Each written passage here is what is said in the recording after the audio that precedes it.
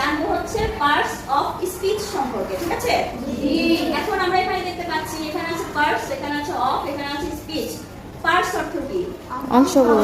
অংশগুলো। যদি শুধু পার্ট হতো তাহলে অংশ হতো, যেহেতু পার্টের সাথে এস আছে এটা প্লুরাল হয়ে গেছে, অনেকগুলা অংশ হয়ে গেছে।